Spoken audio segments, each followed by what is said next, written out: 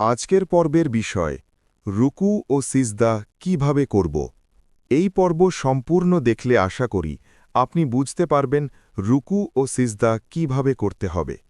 তবে তার আগে জানা দরকার সালাতের মূল অংশসমূহের অর্থ বোঝা। সালাত শব্দের অর্থ আল্লাহর সাথে অবিচ্ছিন্ন যোগাযোগ, সংযোগ বা সম্পর্কের মাধ্যম। রুকু অর্থ বিনয়াবনত হওয়া। সাজদা শব্দের অর্থ নত হওয়া, মাথা নিচু করা, আত্মসমর্পণ করা। এখন আপনি যদি এগুলো বলতে সালাতের কাঠামো না বোঝেন, তাহলে আপনার বিবেক বুদ্ধি যা বলে তাই করুন। ইবাদত আদায় করা সম্পূর্ণই প্রত্যেক ব্যক্তির ব্যক্তিগত ব্যাপার। এতে কেউ কাউকে বাধা দিতে পারবে না, কারণ ইবাদতের দায় শেষ পর্যন্ত ব্যক্তির নিজের ওপরই বর্তায়। আল্লাহ তাআলা এ প্রসঙ্গে বলেন, যে সৎপথ গ্রহণ করে সে নিজেরই কল্যাণের জন্য তা করে, আর যে পথভ্রষ্ট হয় সে নিজেরই ক্ষতির জন্য পথভ্রষ্ট হয়, আর কোনো বহনকারী অন্যের বোঝা বহন করবে না। সূরা আল ইসরা, বনি ইসরাইল, আয়াত ১৫। কারণ হাসরের ময়দানে প্রত্যেক মানুষকেই তার নিজের বিবেক, বুদ্ধি ও আমলের জন্য জবাবদিহি করতে হবে। সেখানে কারও বিশ্বাস, ব্যাখ্যা বা আমলের দায় আরেকজন বহন করবে না। তবে এখানেই শেষ কথা নয়।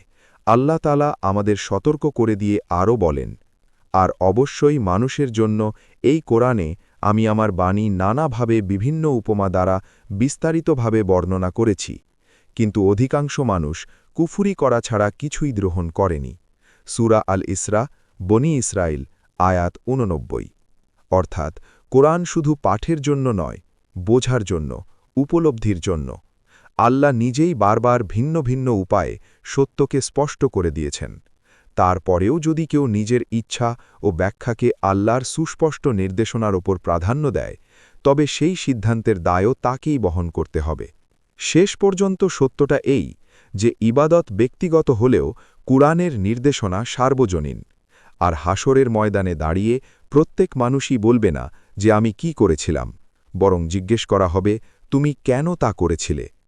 আল্লাহ বলেন, আপনি কি দেখেন না যে আসমানসমূহ ও জমিনে যারা আছে এবং সারিবদ্ধভাবে উড়ন্ত পাখিরা আল্লাহর পবিত্রতা ঘোষণা করে?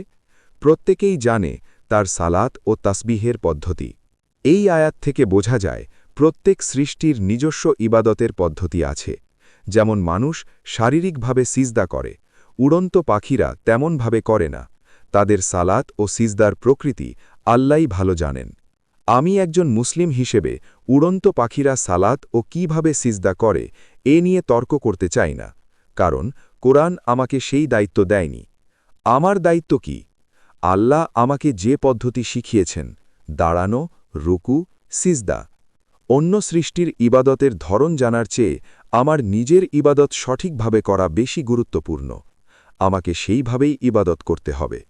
কুরআনে আল্লাহ তাআলা বলেছেন, শূকরের মাংস হারাম, কিন্তু কুরআনে কোথাও শূকরের কোনো ছবি, চিত্র বা শারীরিক বর্ণনা দেওয়া হয়নি।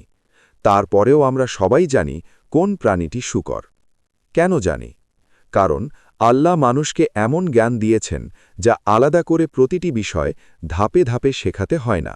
ঠিক একইভাবে আবার আল্লাহ বলেছেন, মলমূত্র ত্যাগ করার পর পবিত্র না হয়ে সালাতে দাঁড়িও না। কিন্তু কুরআনে মলমূত্র ত্যাগ কিভাবে করতে হবে তার কোনো ধাপে ধাপে বর্ণনাও নেই। তবুও আমরা জানি। এগুলো কি কুরআনের ঘাটতি? না, এগুলো আল্লাহ প্রদত্ত স্বাভাবিক জ্ঞান।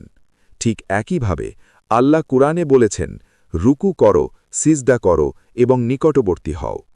কিন্তু কেউ যদি বলে কুরআনে নেই যে সিজদায় কপাল মাটিতে লাগাতে হবে, তাহলে আমরা জানি না সিজদা কিভাবে করতে হবে।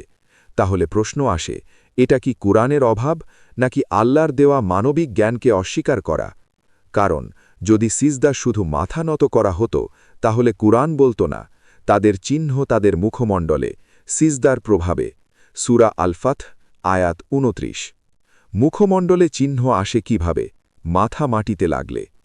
অতএব সিজদা কি, এটা আল্লাহ মানুষের ভিতরেই দিয়ে দিয়েছেন, যেমন দিয়েছেন খাওয়া, পবিত্রতা, এসবের মৌলিক জ্ঞান। সালাত আল্লাহর সবচেয়ে গুরুত্বপূর্ণ ইবাদত। এতে রুকু ও সিজদা থাকবে, কিন্তু কিভাবে হবে তা মানুষ জানে না। এমন ধারণা করা মানে আল্লাহর জ্ঞান ও প্রজ্ঞাকে প্রশ্ন করা। আমি এসব কথা বলেছি বোঝানোর জন্য, তর্ক করার জন্য নয়। কোনো কথায় যদি মনে কষ্ট পেয়ে থাকেন, অনুগ্রহ করে ক্ষমার দৃষ্টিতে দেখবেন।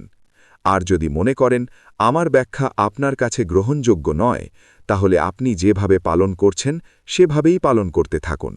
কারণ আমি কারও ওপর কিছু চাপিয়ে দিতে আসিনি। প্রত্যেক মানুষ তার নিজ নিজ বিবেক, জ্ঞান ও বোঝাপড়ার জন্য দায়িত্বশীল।